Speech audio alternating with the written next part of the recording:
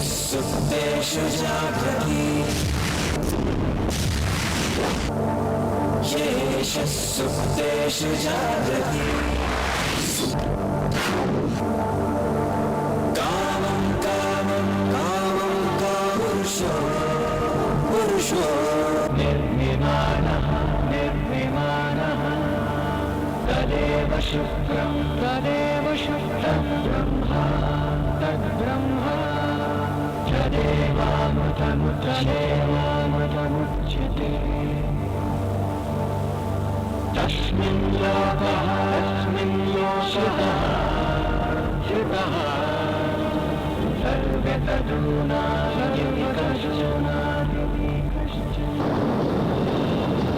यतद्वैतं यतद्वैतं यतद्वैतं यतद्वैतं यतद्वैतं यतद्वैतं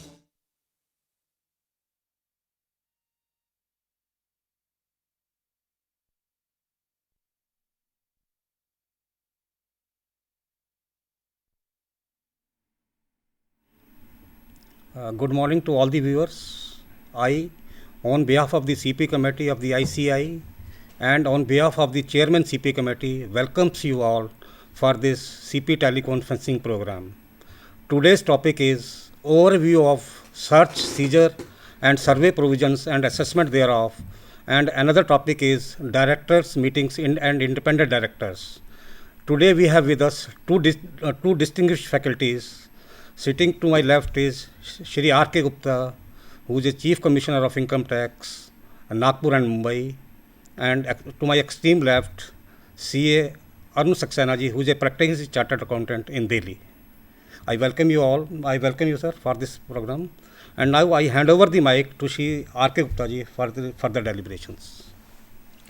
Good morning, Mr. Bansal, Secretary of the CPE Committee, Mr. SAXENA, who is the distinguished next speaker, esteemed members of Institute of Chartered Accountant, sitting in a different part of the country, ladies and gentlemen. Today, I will be giving a overview of the search and seizure and survey provisions. In that, I will not be covering all the sections wise. I will give the general overview which is important for the purpose of representation before the IT authorities at different levels. Now let us examine, as normally it is felt, search and seizure under the Income Tax Act is a very dreadful provision. Is it really so? Who are the stakeholders? The stakeholders are naturally the assessee who has been searched, second tax council, and third is department. Now see the observation of the Punjab and Haryana High Court in the case of Janak Raj Sharma. It observed that it carries social stigma. In my last 35 years of practice, I have seen that the assessee who have been searched have, barring few exceptions, have their growth have multiplied many-fold. As you know, each crisis, if successfully solved, gives lot of tremendous confidence. Just few months back, I received a proposal from my friend inquiring about what is the financial worth of a person he was inquiring about this, about the matrimonial relations. When I said that he has been searched recently, he was convinced that he must be the man of multinaire. Otherwise, income tax people would have not selected him. So, friends, search and seizure in our earlier days may invite some social stigma, but now it is not the present position. in Marwari community, everybody knows that if those who are searched, they are rated, their value is rated high. Now, second stakeholder is tax councils. Those who practice in search and seizure matters, they are the elite class by itself. Income tax, you know, those who are posted in income tax department investigation wing, they also treat somehow superior to others. So this is the total. It is giving the win-win situation to all stakeholders. Now, friends, let us see why there was a need to introduce this search and seizure provision. Often it is criticized that in civil society, in civilized society, we should not have this kind of provisions. But if you remember, in 1922 Act, there was no provision relating to search and seizure. It was first thought of in 1956, when after Second World War, the department was finding difficult to how to handle the black money, profit taking, and people have amassed huge wealth, how to tackle such people. Then these provisions were thought of and it was introduced. Later on, it was struck down by the Odisha High Court, ruling that these are the violator of Article 14 and 19 1G of the Constitution. Thereafter, again, it was reintroduced in 1964, and since then, little bit changes have taken place. But this is still in the Income Tax Act, and now Supreme Court has also held that in the fiscal statute we should have such kind of provisions. Otherwise, it will not be able to give the justice to the country economy. So, because as you know, there is a proliferation of the black money, and then to that extent, Supreme Court has said that it is perfectly justified to have search and seizure provision in the fiscal statute. Now, scope in this 1.5 hour session, I will be discussing mainly some relevant legal provision, validity of action. These are some topics on which I will deliberate: quasi-judicial authority, confession, ingredients of detection, post-search inquiry, post-search action, assessment, and controversies. Now, as the word indicates, means to chase, explore, inquest, or scrutinize. Seizure means to take away something from the person against his wishes. So this is broadly means seizure. Now, when search is possible, as you know, search is possible when the authorizing officer, in consequence of information in his possession, has reason to believe that any person, there are 3 ingredients. First is, if that any person to whom someone under 131 or notice under 142 has been issued, but he is not attending, he is not producing the books of account. The second situation is that even if it is issued, then he is not going to comply with. Now, this you may be wondering, how the income tax people will presume that he is not going to comply. They are the astrologer? No, friends, it is not like this. There are certain documents some information which we have, income tax man have, that these are the documents. For example, if during the course of search, duplicate sets of accounts are, information is there that he is maintaining duplicate sets of account. These are the books which are not likely to be presented before the assessing officer. So, in that situation, he may decide that he is not going to produce in future also, even if notice is issued. Third condition is that the assessee has valuable assets like bullion, jewelry, other documents, documents, books of account, which he is not likely to produce or has not produced. So these are the 3 ingredients. If they are satisfied, if one of them is satisfied, then the authorizing officer can issue a search warrant. Now, Who are the authorizing officers?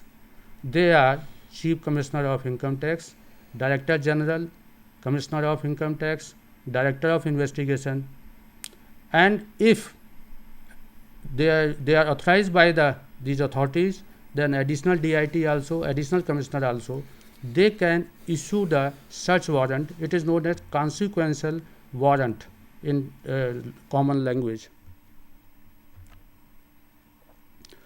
The purpose and object of the search to get direct and clinching evidence regarding transactions, duplicate sets of account, undisclosed concealed income, wealth and assets. So these are the authorities. They can issue the warrant of authorization. DGIT, CCIT, DIT, CIT is the authorizing officer, other as the authorized officer. And once they are authorized, then additional DIT and additional CIT can also issue a consequential warrant. Now, you may be wondering what are the source of information, how the department comes to know that this kind of situation exists. So, source of information are we have information which are coming from the different sources, from our own sister concerns like custom excise, then FERA, then FEMA, then RBI, the bank. So from banks also we are receiving a lot of information. Some you may be aware of air intelligence. With this, we have different units also, and also we are having this CIB being also.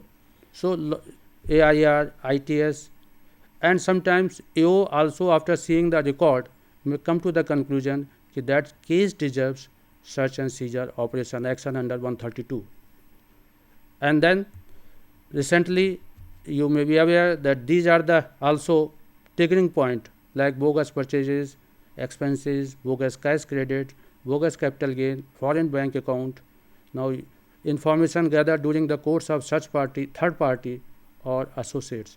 So these may be the different sources of information which are processed by the income tax department. Not that we are acting on this just somebody says, then it is being processed by the investigation wing, and then it results into search and seizure operation. Normally in income tax department, though Chief Commissioner, Director General, DIT and CIT, they have all the powers of search and seizure Act gives, but in practice this work is being done normally by the investigation wing, which is headed by the Director General of Investigation. Other authorities, if they feel, they can also authorize the search, but normally they are not doing. Only investigation wing is doing the search and seizure operations. Now in Gujarat High Court, in the case of Prabhu Devi Basta Bhai Patel, have analyzed regarding valid search. They have categorically had, after going through a series of decisions on the issue, they have laid down certain parameters or conditions. The authority must have information, reason to believe. Now there is a reason to believe. It means that the authorizing officer must have reasons that something is true. It is not based on the gossip or based on some oral saying. It has to be some information is received, but it is processed, duly processed, and then finally when he come to the conclusion, yes, there will be some tangible assets lying with the assessee, or books of account, duplicate sets of account, incriminating books of account will be lying with the assessee, then it leads to the search. It is not only guesswork or wild kind of thing which necessitate the search and seizure operation. Now if the search is used, if you want to challenge the search, suppose you feel that this has been wrongly done in my case, then the writ jurisdiction is there. You can approach to the High Court under 226, Article 226 of the Constitution of India. So this is the first stage when you can challenge the action under 132. Now even during the course of assessment proceeding also, now it can be also challenged. There was a controversy with regard to this point, because it was felt that the assessing authority does not have a authority to decide whether search and seizure operation is illegal or legal. But recently, Rajasthan High Court, in the case of Chitra Devi Soni 213 ITR 174, has given the decision that validity of search can be questioned before the ITAT. The SLP filed by the department against this decision has been dismissed by the Supreme Court. But since it is an ex parte dismissal, so no doubt SLP has been dismissed, but it is an ex parte dismissal. So, this will have a legal validity to what extent it is enforceable. But at the same time, we have two decisions. One is MP High Court, another is Punjab Haryana High Court, which says that this validity of search cannot be questioned before the ITAT.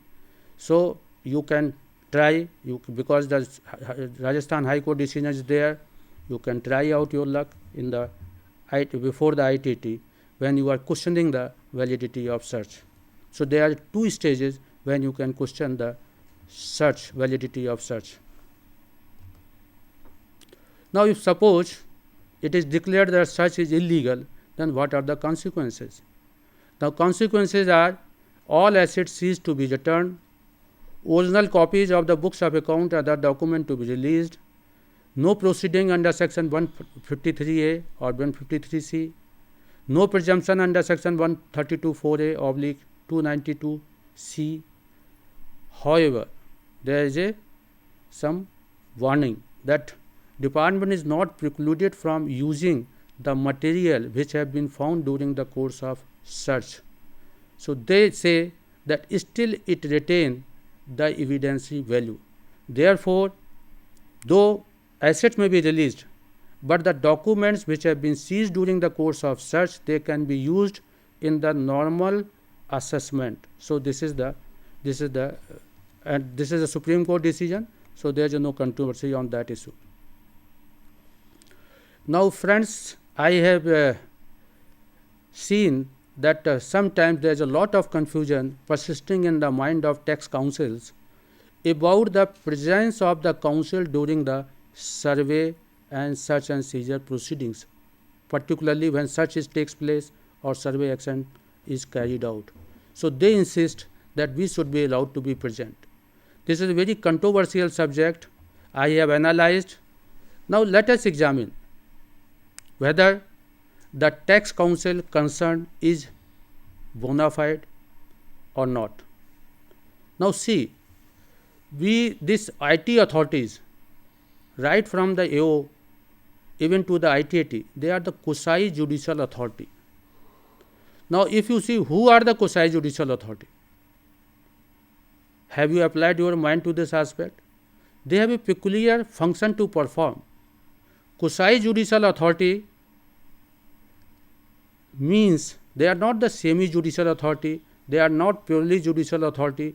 Quasi judicial authority means these authorities have a power to investigate and power of a judge. So all this they have to discharge the function of investigation. Why?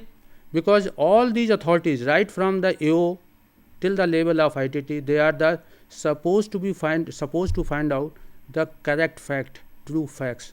So naturally, if some authorities are interested with the power of finding out the true facts, then naturally they should have a power to investigate, to inquire, and keeping in view this purpose, keeping in view this object, it is necessary that some power, investigative powers, are given to these authorities. And now analyze. Now these are the powers they have to perform. They have to to find out the fact. They have to carry out some inquiries. They have to carry out investigation. They have to collect some facts. And after collection of the fact, they have to confront the assessee. And after collecting the explanation from the assessee, then they evaluate and then they perform the function of a judge. So that peculiar role has been given to the quasi judicial authority. If you see that quasi judicial authority, they have a three role to perform.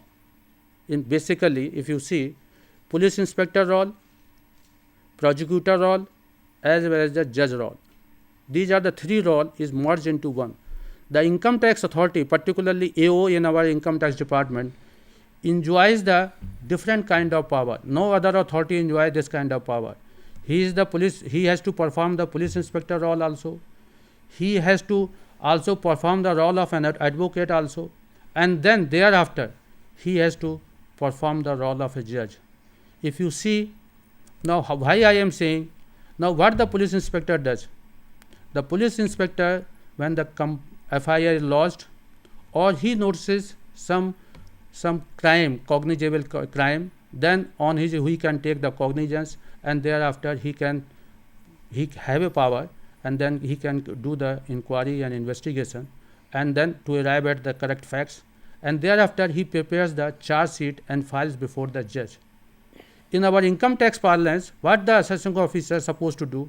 He has to find out the correct facts, and then after finding out this through inquiry or investigation, thereafter he has to also prepare the show cause notice. That show cause notice is given to the assessee, and then after that, getting the explanation from the assessee, then he sits in the seat of the judge and thereafter decides the whole issue. So he has to perform. Now if we see, if this is the role of the AO or quasi judicial authority, now this in the role of the, because this survey and search and seizure operation, they fall in the role of the police inspector type of functions. Their job is when we suspect or we have a reason to believe that some material, some incriminating material may be lying in the house of the assessee or may be lying with the premises of the assessee, which is not likely to be produced, which represents the concealed wealth, undisclosed income, then naturally this power has been given to find out the correct facts, correct state of affairs. And so when we are performing the role of the police inspector through this exercise of these powers under 133 and 132, then naturally when we are targeting the original source, then to expect that any counsel should be allowed to be present, that is not correct. If you see, when the police conducts an inquiry, no lawyer come into picture. Lawyer come into picture when charge sheet is filed before the court. Prior to that, there is no role of the advocates, criminal lawyer. Similarly, in the IT proceeding, when we are performing the role of the police inspector, finding out the facts, true facts, and we are targeting the original source, at that time, the claim of the tax counsel that he should be allowed to be present, that is not correct. That authorized officer, if he wants that we need the help of the tax counsels, then okay, then he can call you. But as a matter of right, tax counsels has no role to be present during the course of any search operation or during the course of any survey operations. The philosophy behind is that when original source is being inquired, because sometimes we need to trap the original source so that we can get the true facts.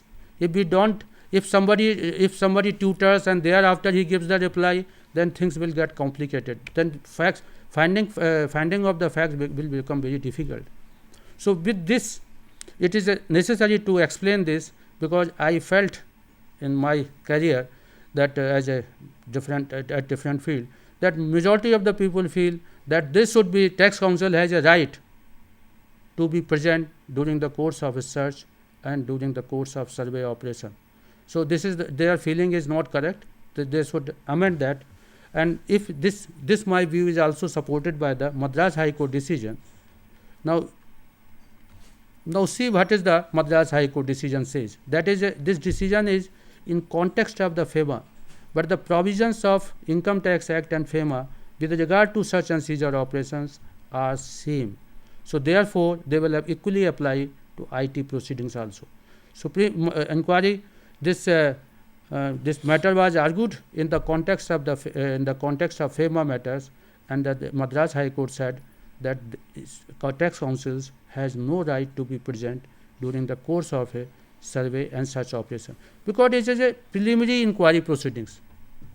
The right of the tax council only will be there when we are using some material against him. If we are not using any material, then there is no question of any that he should be confronted or he should be allowed to be given a right to cross-examine, because that stage has not started. It is a stage when these operations, survey and search and seizure operations are carried out. That is the stage when we are trying to find out the facts by trapping the original source, original man